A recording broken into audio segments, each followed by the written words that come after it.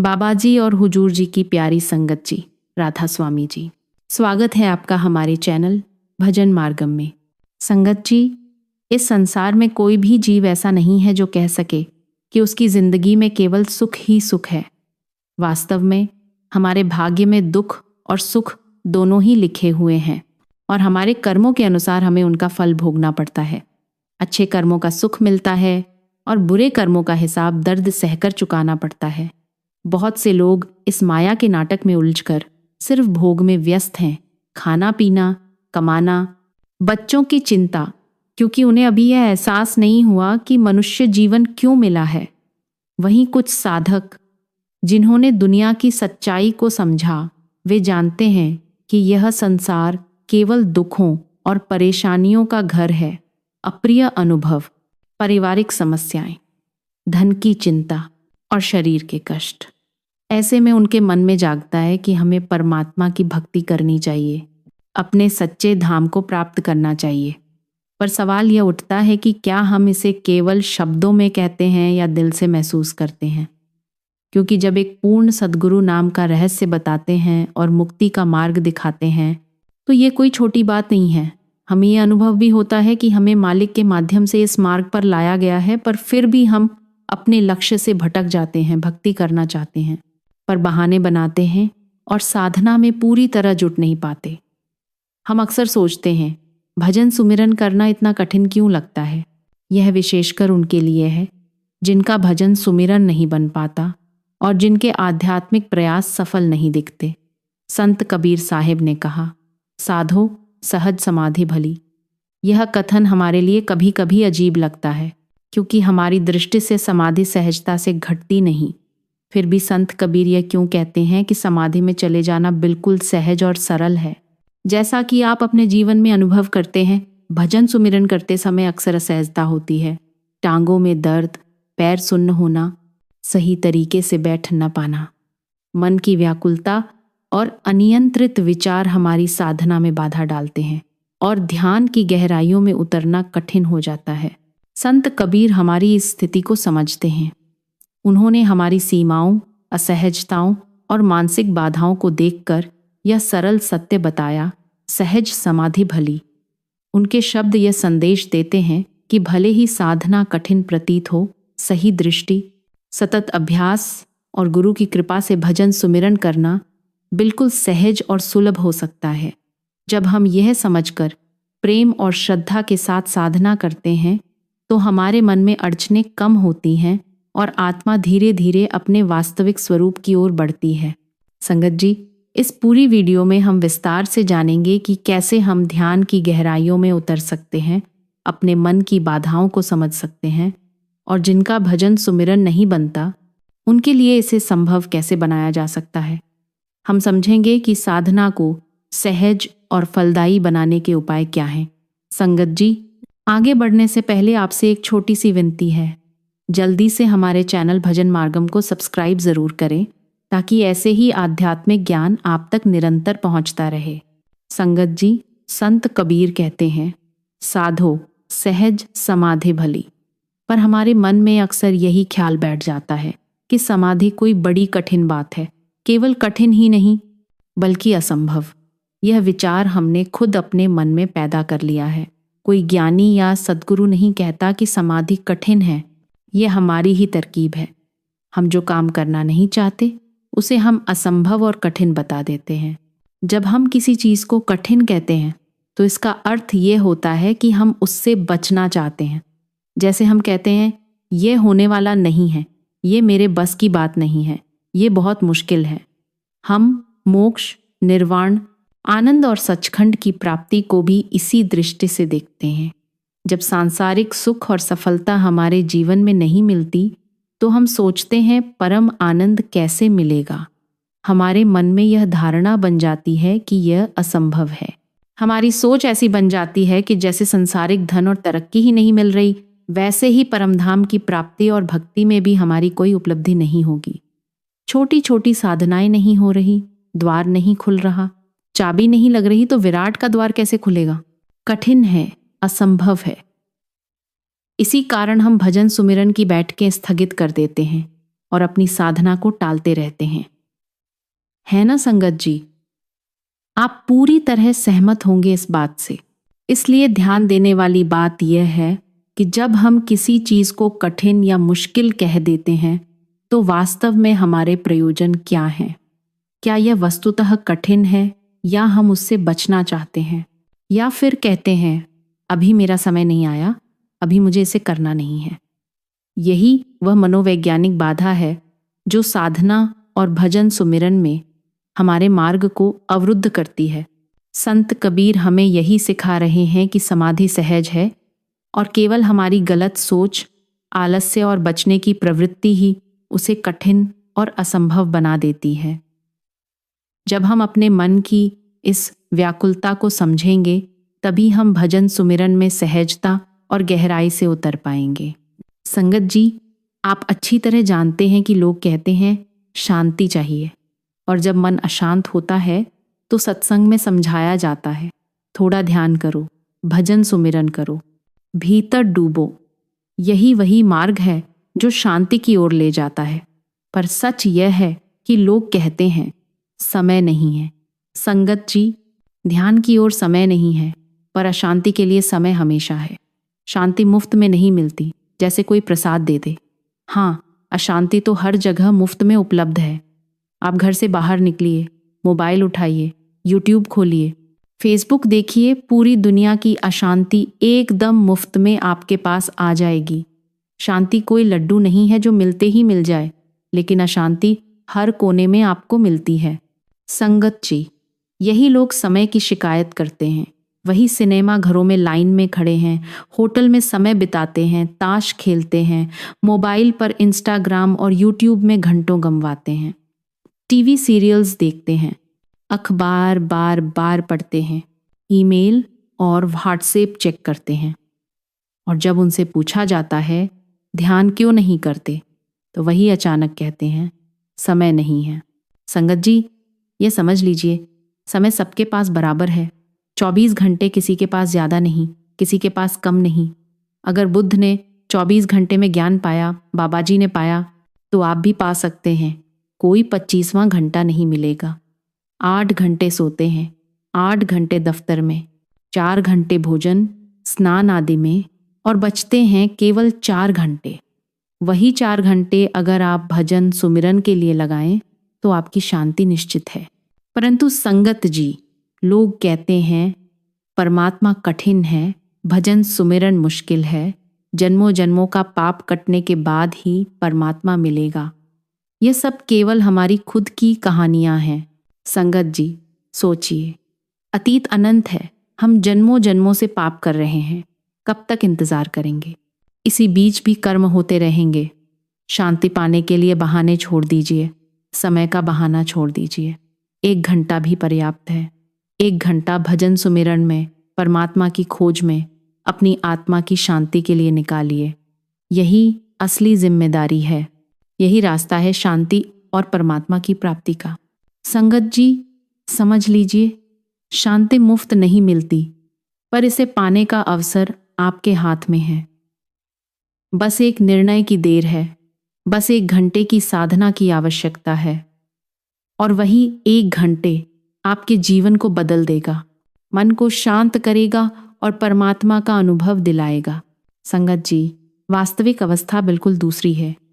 जैसे अंधेरे में एक दिया जलता है और हजारों साल का अंधेरा क्षण भर में मिट जाता है, वैसे ही हजारों जन्मों के पाप कर्म ध्यान के दिए की रोशनी में क्षण भर में नष्ट हो जाते हैं। क्योंकि हमने जो पाप किए हैं वे बेहोशी में किए गए हैं, उनका हम पर कोई वास्तविक दायित्व नहीं है। बेहोशी में किए गए कर्म, जैसे शराब के नशे में किए गए कृत्य, चाहे अदालत भी उन पर मुकदमा चलाए, कोई न्यायाधीश हमें दंडित नहीं कर सकता। इसी तरह हमने जन्मों जन्मों में जो भी किया वह या तो बच्चों की तरह निष्कलंक अवचेतन में किया, या नशे, अज्ञान, पागलपन, नींद और भ्रम में किया। अतीत का यह सब माया के समान है, वह सपने के बराबर है। जैसे रात में सपना देखते हैं, उसकी कोई वास्तविकता नहीं होती, जागते ही वह व्यर्थ हो जाता है। संगत जी, इसी तरह ध्यान और भजन सुमिरन की साधना ही जागृति है। जब हम जाग जाते हैं सोए हुए कर्म व्यर्थ हो जाते हैं, वे सपने से अधिक नहीं होते। हमारा भ्रम यही है कि जब तक अनंत जन्मों का पाप नहीं कटेगा तब तक परमात्मा की प्राप्ति संभव नहीं। लेकिन ज्ञान तत्क्षण हो सकता है। संगत जी, ज्ञान धीरे धीरे नहीं आता, यह एक क्षण में आता है। जैसे नींद टूटते ही होश जाग जाता है। अगर हम कहें कि आधा जागे आधा नहीं, तब भी नींद टूट चुकी होती है। उसी प्रकार जागृति की अवस्था में सोए हुए कर्म व्यर्थ हो जाते हैं और कोई बाधा नहीं रह जाती। संगत जी, भजन सुमिरन में मन न लगना या साधना में बाधा महसूस करना बहुत साधारण अनुभव है। कई साधक यह महसूस करते हैं कि वे भले ही कितनी भी मेहनत करें, उनके भजन सुमिरन में मन स्थिर नहीं होता, ध्यान नहीं लग पाता और साधना अधूरी सी लगती है। लेकिन इसे निराशा की दृष्टि से देखने की आवश्यकता नहीं है। ऐसे साधकों के लिए 7 अत्यंत प्रभावशाली उपाय हैं, जिन्हें यदि नियमित रूप से अपनाया जाए तो भजन सुमिरन में मन लगने लगता है, जीवन मालिक के साथ जुड़ता है और साधक के अंदर एक गहन आध्यात्मिक शक्ति उत्पन्न होती है। इन उपायों को केवल तकनीकी विधि के रूप में नहीं देखना चाहिए, बल्कि इसे आत्मा और हृदय की गहराई में उतरने वाला मार्ग मानना चाहिए। पहला और सबसे महत्वपूर्ण उपाय है तन और मन को स्थिर करना। संगत जी, जब साधक का तन स्थिर नहीं होता, यानी शरीर बार बार हिलता, बदलता या किसी अन्य दिशा में विचलित होता है, तो मन भी भटकता रहता है। इसी कारण साधना में मन लगाना कठिन हो जाता है। इसीलिए भजन सुमिरन के समय शरीर का स्थिर होना अत्यंत आवश्यक है। तन स्थिर होने का अर्थ ये नहीं कि आप घंटों एक ही मुद्रा में रहें और शरीर को असहज कर लें, बल्कि यह है कि जिस मुद्रा में आप बैठें वह सहज, आरामदायक और स्थिर हो। साथ ही मन को स्थिर करना भी उतना ही आवश्यक है। साधक को अपने विचारों को नियंत्रित करना सीखना चाहिए और केवल भजन सुमिरन में लीन होना चाहिए। इसके लिए शुरुआती चरण में 5 मिनट से शुरुआत करें और धीरे धीरे समय बढ़ाएं। जब तन और मन स्थिर हो जाते हैं तो भजन सुमिरन में आत्मा स्वतः ही जुड़ने लगती है और साधक को अनुभव होने लगता है कि वह मालिक के साथ संवाद कर रहा है। दूसरा उपाय है रीढ़ की हड्डी सीधी रखना। भजन सुमिरन में रीढ़ की हड्डी का सीधे होना अत्यंत महत्वपूर्ण है। यह केवल शारीरिक स्वास्थ्य के लिए ही नहीं, बल्कि ध्यान और साधना में ऊर्जा के प्रवाह के लिए भी जरूरी है। यदि रीढ़ झुकी हुई हो तो शरीर में रक्त और ऊर्जा का प्रवाह बाधित होता है और इससे मन विचलित और नींद आने लगती है। इसलिए साधक को चाहिए कि वह सही आसन अपनाए। पद्मासन, सुखासन, वज्रासन या किसी भी ऐसा आसन जिसमें शरीर सहज और स्थिर महसूस हो, उसे अपनाएं। रीढ़ की सीधाई साधक के मन और चेतना को एक दिशा में केंद्रित करती है, जिससे भजन सुमिरन अधिक प्रभावशाली और लाभकारी बनता है। तीसरा उपाय है सही समय का चयन करना। भजन सुमिरन का समय साधना में मन लगने और अनुभव प्राप्त करने के लिए बहुत महत्वपूर्ण है। सबसे उत्तम समय है ब्रह्म मुहूर्त, जो लगभग सुबह 3:30 से 6:00 बजे के बीच होता है। इस समय वातावरण शांति और सन्नाटा लिए होता है और साधक का मन भी स्वाभाविक रूप से शांत और ध्यान के लिए तैयार होता है। ब्रह्म मुहूर्त में भजन सुमिरन करने से साधक को अद्भुत मानसिक और आध्यात्मिक लाभ मिलते हैं। संगत जी, कई बार साधक कहते हैं कि सुबह जल्दी उठना कठिन है, लेकिन जब आप इसे नियमित रूप से अपनाते हैं तो शरीर और मन दोनों इसकी आदत डाल लेते हैं और आपका दिन भी ऊर्जा और शांति से भर जाता है। चौथा उपाय है ध्यान की सही विधि अपनाना। केवल शब्दों का उच्चारण या भजन का जप करना पर्याप्त नहीं है। साधक को अपने हृदय में भाव उत्पन्न करना होगा। जैसे जैसे शब्द हृदय में उतरते हैं, मन अपने आप शांत और स्थिर हो जाता है। इसके लिए छोटे छोटे चरणों में ध्यान करना लाभकारी है। पहले शब्दों पर ध्यान दें, फिर उनके भाव और अंतर्मन में उतरने पर ध्यान दें। यदि मन भटकता है तो उसे मजबूरी या अपराधबोध के साथ न देखें, केवल धीरे धीरे उसे वापस भजन सुमिरन की ओर लाएं। ध्यान का यह अभ्यास साधक के अंदर गहरी संवेदनशीलता और एकाग्रता उत्पन्न करता है। पांचवा उपाय है संगत और सत्संग का महत्व। अकेले प्रयास करने से मन स्थिर होना कठिन हो सकता है, लेकिन यदि साधक सत्संग में समय बिताए, भजन सुमिरन में शामिल हो और गुरु की वाणी सुने, तो मन अपने आप स्थिर और जागरूक हो जाता है। सत्संग साधक को प्रेरित करता है, उसकी भक्ति को मजबूत करता है और साधना में निरंतरता बनाए रखता है। जब साधक सत्संग के माध्यम से अनुभव करता है कि अन्य साधक भी भगवान के स्मरण में लीन हैं, तो उसका मन स्वयं ही ध्यान और भक्ति में स्थिर होने लगता है। छठा उपाय है सेवा और समर्पण का अभ्यास। संगत जी, सेवा करने से अहंकार कम होता है, मन में प्रेम और श्रद्धा बढ़ती है और यह भजन सुमिरन में मन लगाने में मदद करता है। सेवा केवल दूसरों के लिए नहीं, बल्कि अपने भीतर के स्वार्थ और संकुचन को भी कम करने का साधन है। जब साधक अपने जीवन में दूसरों की भलाई के लिए समय और प्रयास देता है, तो उसका मन स्वाभाविक रूप से पवित्र और शुद्ध हो जाता है। इसी के साथ सच्चे हृदय से मालिक के प्रति समर्पण भी अत्यंत आवश्यक है। जब साधक समर्पण भाव के साथ भजन सुमिरन करता है, तो ध्यान स्वतः ही गहरा होने लगता है और मालिक का अनुभव हृदय में स्पष्ट रूप से उत्पन्न होता है। सातवां और अंतिम उपाय है शारीरिक और मानसिक स्वच्छता। भजन सुमिरन से पहले शारीरिक और मानसिक स्वच्छता रखना आवश्यक है। शरीर साफ, वातावरण शांत और मन हल्का होने पर ही ध्यान गहरा होता है। मानसिक स्वच्छता का अर्थ यह है कि साधक अपने मन से सभी व्यर्थ की चिंताओं, अपराधबोध और तनाव को निकालकर केवल भजन सुमिरन में लीन हो। संगत जी, जब ये 7 उपाय नियमित रूप से अपनाए जाते हैं, तन स्थिर, मन स्थिर, रीढ़ की हड्डी सीधी, आसन सही, समय सटीक, ब्रह्म मुहूर्त में साधना, सत्संग और सेवा के माध्यम से समर्पण, तो भजन सुमिरन का अनुभव अत्यंत गहन और प्रभावशाली हो जाता है। साधक जब इन उपायों को अपनाता है, तो केवल भजन सुमिरन में ही लाभ नहीं होता, बल्कि पूरे जीवन में परिवर्तन अनुभव होता है। मन शांत और स्थिर होता है, निर्णय स्पष्ट और विवेकपूर्ण होते हैं और साधक का जीवन ईश्वर की कृपा और मार्गदर्शन से भर जाता है। यह मार्ग अत्यंत दमदार और सिद्ध है संगत जी, और इसे अपनाकर कोई भी साधक अपने जीवन में शांति, स्थिरता और ईश्वर के साथ गहन जुड़ाव का अनुभव कर सकता है। संगत जी, इसी कारण संत कबीर कहते हैं, साधो सहज समाधि भली, व्यर्थ असहज मत बनो, व्यर्थ में शीर्षासन करके खड़े मत हो जाओ, व्यर्थ उपक्रम मत करो। सत्य मार्ग सरल और सीधा है, असत्य उलझा हुआ और दूर है। सत्य तो पास है, सुलझा हुआ है, केवल हमारा मन उलझा हुआ है, इसलिए उलझन दिखाई पड़ती है।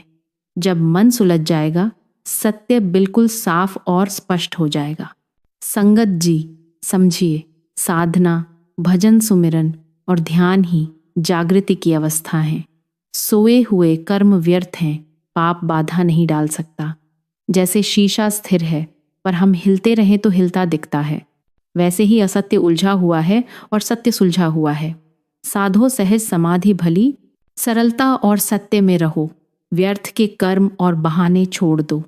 यही मार्ग है परमात्मा की प्राप्ति और शांति का। तो संत कबीर कहते हैं, साधो सहज समाधि भली। सहज समाधि का अर्थ यही है कि हम जैसे उठते हैं, बैठते हैं, चलते हैं, जीते हैं, वही जीवन साधना बन जाए। इसके लिए अन्य कोई कठिन प्रयास करने की जरूरत नहीं। उठते समय होश से उठें, बैठते समय जागृत अवस्था में बैठें, चलते समय सचेत और सजग रहें। अगर मंदिर जाएं, पूजा करें, प्रार्थना करें, लेकिन स्मरण जीवन के हर क्षण में ना बना रहे तो लाभ नहीं। मंदिर में बैठना पर्याप्त नहीं है अगर स्मरण वही ना हो जो जीवन में होना चाहिए। संगत जी, एक सूफी कहानी भी है जो इस बात को समझाती है। एक आदमी बहुत भक्त था, सूफी फकीर का, लेकिन उसकी पत्नी धर्म के मामले में असंवेदनशील थी। कभी धर्म चर्चा नहीं सुनती, संतों के दर्शन नहीं देखती, न मंदिर न मस्जिद में ध्यान देती। पति चिंतित था कि पत्नी भी धार्मिक हो जाए। उसने गुरु से कहा, मैं थक चुका हूं, अब आप आए, शायद आप ही उसे जगा सकें। गुरु हंसे, फिर भी सुबह आए और पूछा, तुम ध्यान में क्यों उत्सुक नहीं हो? पत्नी हंस दी और बोली, आप समझकर भी पूछ रहे हैं। मेरे पति को बाहरी चीजों से हटाओ और ध्यान में लगाओ। फकीर ने पूछा, वे अभी कहाँ हैं? पत्नी ने बताया, बाजार में हैं, जूते खरीद रहे हैं, मोची से झगड़ा हो गया। संगत जी, पति ध्यान कक्ष में बैठे थे, लेकिन मन और कल्पना में बिल्कुल वही कर रहे थे जो पत्नी ने कहा। माला हाथ में लिए ध्यान करते हुए भी विचारों में बाजार, मोची और झगड़ा जीवन था। यही सिखाता है कि मंदिर में बैठकर भी दुनिया में हो सकते हैं और दुनिया में रहकर भी ध्यान में रह सकते हैं। संगत जी, सवाल यह नहीं कि हम कहाँ हैं, सवाल यह कि हम क्या हैं। चेतना, स्मरण और सुमिरन कहाँ है? दुकान में बैठकर भी परमात्मा का स्मरण हो सकता है। रास्ते पर चलते समय भी स्मरण बनाए रखा जा सकता है। भोजन करते समय भी, बिस्तर पर सोते समय भी स्मरण बना रह सकता है। स्मरण धीरे धीरे हृदय में समा जाए। मानना कठिन लगे तो यह हमारी कठिनाई है, हम ही इसे कठिन बना रहे हैं। मानेंगे तो बदलना पड़ेगा, मानेंगे तो खोज करनी पड़ेगी। यही कारण है कि अधिक लोग नास्तिक हैं।